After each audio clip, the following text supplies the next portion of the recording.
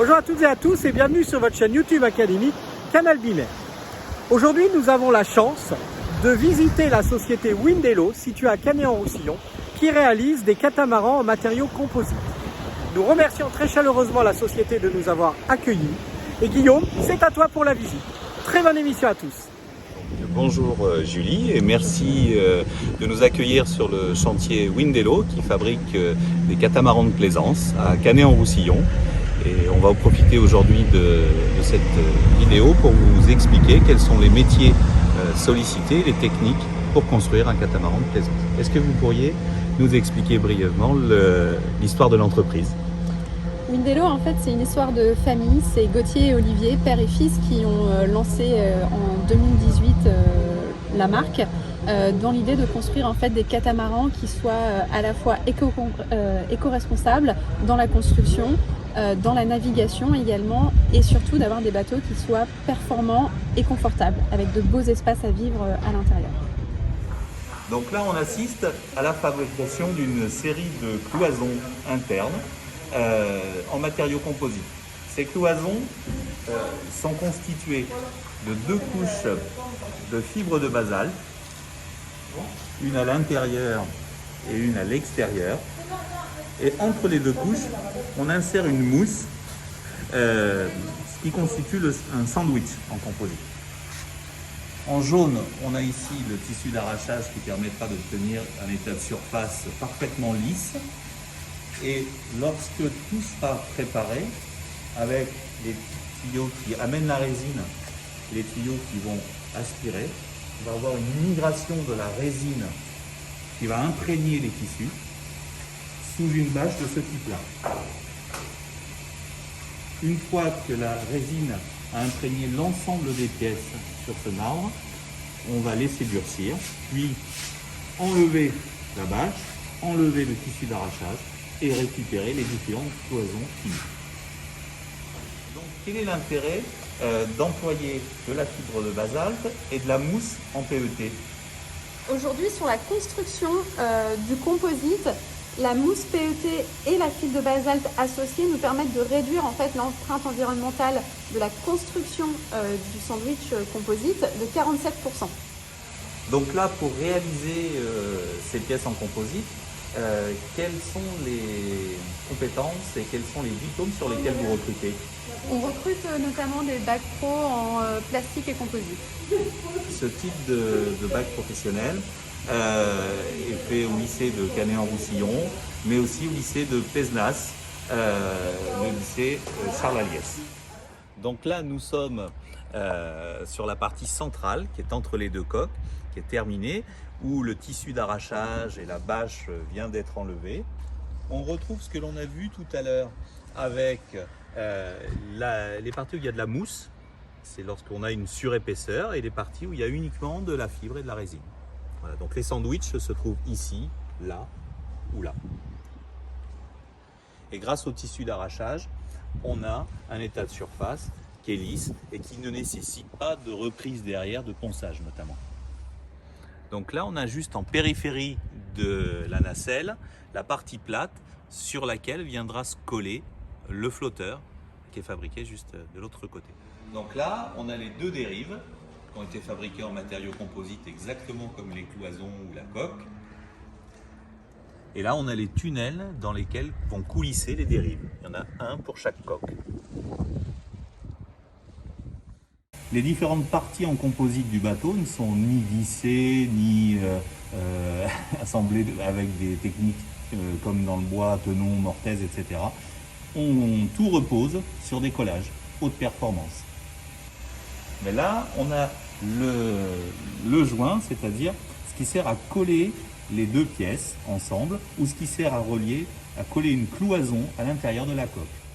Donc là, on a l'un des flotteurs, l'une des coques assemblées, avec le côté bâbord et le côté tribord. Et on voit juste ici le joint qui sépare les 2 pièces, qui doit être travaillé en finition après pour donner une étrave impeccable, qu'on verra sur le bateau plus avancé dans ses finitions. Donc là, on a une vue d'ensemble des 2 demi-moules qui permettent de fabriquer chacun des flotteurs à gauche. Voilà. Donc le demi-moule tribord et le demi-moule bâbord, lorsque l'on assemble, constituent un flotteur complet. Avec juste un plan de collage au milieu, que l'on aperçoit notamment à la poupe. Alors pour l'instant, les cloisons qui sont positionnées dans ce moule sont des cloisons temporaires qui permettent la manutention de cette pièce qui est quand même très encombrante. Et dans un second temps, viendront se placer les cloisons qu'on a vues en préparation de fabrication tout à l'heure. Donc là, on poursuit l'assemblage du bateau avec chacune des deux coques, des deux flotteurs, et au centre, la nacelle que l'on a vue à l'extérieur. Tout est réalisé en composite et les différentes pièces composites sont assemblées par collage. On aperçoit ici à l'arrière la cale moteur avec les moteurs électriques, avec la mèche du safran, le tube des tambours, et les cloisons à l'intérieur de la coque, les cloisons composites, ont déjà été positionnées dans ce flotteur. On aperçoit le haut des différentes cloisons. Avec aussi la cloison structurelle de l'avant de la nacelle, là-bas. Là, on a le roof de la nacelle, c'est-à-dire le toit du bateau, avant qu'il ne soit posé sur la coque.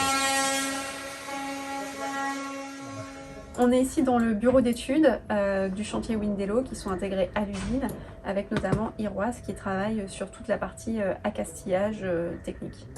Donc là, avant de passer à la phase de réalisation, qu'on a vu tout à l'heure, les différentes étapes d'assemblage des matériaux composites notamment, il y a toute une phase de conception qui est faite ici. Est-ce que vous pouvez nous expliquer en quelques mots en quoi consiste votre travail et aussi quel est votre parcours en termes de diplôme? Alors pour commencer par mon travail, à partir des dessins préliminaires réalisés par les architectes du bateau, donc Christophe Barrault et Frédéric Neumann, mon travail et le travail des autres personnes du bureau d'études, ça va être de rendre ces dessins réalistes en intégrant tous les éléments au bateau, notamment le mât, les voiles, tout l'accastillage, les poulies, et faire en sorte que ce bateau se transforme d'un dessin sympathique à une réalité sur le terrain et quelque chose de constructible. Et pour mon parcours, du coup, moi j'ai fait lycée avec bac, ce qui était le bac S à l'époque. Puis j'ai enchaîné sur une prépa physique-chimie pendant 2 ans, pour après être intégré à l'école ENSTA Bretagne à Brest, qui a une spécialisation dans l'architecture navale, en ingénierie. Et j'ai passé mon diplôme d'ingénieur là-bas, et du coup un bac plus 5. Et je suis arrivée ici à mon premier travail. Donc là, on est devant le premier bateau sorti du chantier Windello, qui est fini. Et est-ce que vous pouvez nous expliquer un petit peu à quel stade il en est dans la commercialisation et puis nous donner quelques éléments techniques?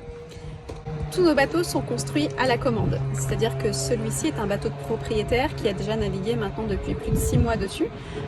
On est donc sur un bateau qui est éco-responsable, comme je vous le disais, dans sa construction, mais aussi dans son utilisation.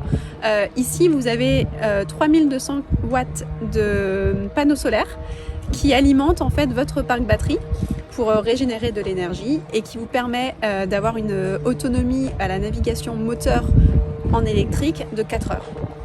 Vous avez également une belle autonomie sur tout votre équipement de navigation, de vie à bord, notamment pour la grande croisière. C'est vraiment très appréciable de ne pas utiliser le groupe électrogène notamment. Lors de la fabrication d'un catamaran comme celui-ci, quelles sont les compétences et les métiers qui sont sollicités?